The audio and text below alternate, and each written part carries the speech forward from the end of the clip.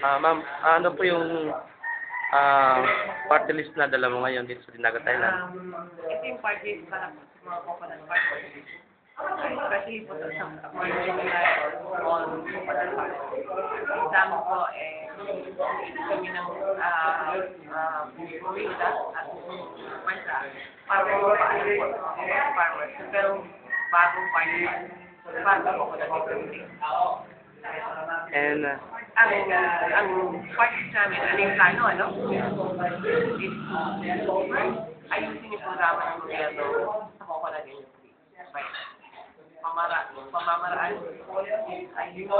ang Philippine Coconut Authority. Ayusin power consumption, overruling talaga ng charter ng EPA. Pag-overrule niyan, i-increase yung budget ng EPA.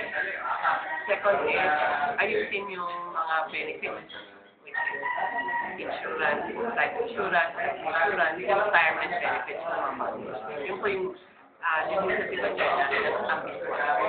okay, ma'am, ano po yung masasabi niyo tungkol dito sa Dinagat Island sa mga tao dito, saka sa palibot, mga nakita mo magandang bagay dito sa isla? Dito, hindi ako masyadong familiar sa Dinagat Island.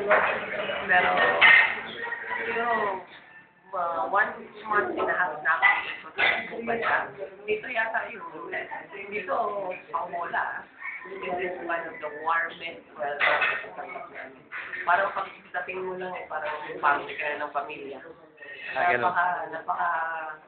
Napaka-sweet ng mga tao.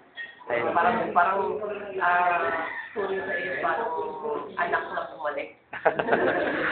Thank you, ma'am. And ano po yung masasabi mo tungkol dito sa environment dito sa isla? Nakarating ka na po doon sa shrine, di pa? Hindi pa. Pagkatapos namin lunch dito, iikot kami. Nakatapos na namin ang meeting kasama ng coconut farmers.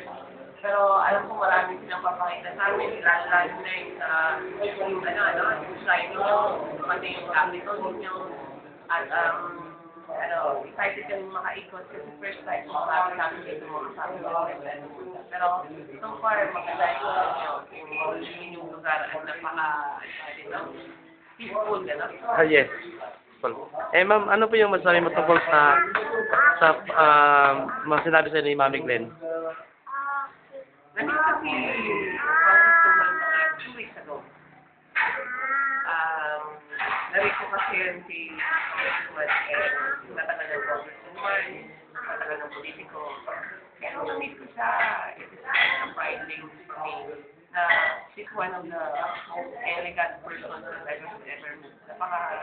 Napaka-motherly, napaka-gandang tao, physically, pero maganda siya kausap. Siguro maganda lang ako sa ano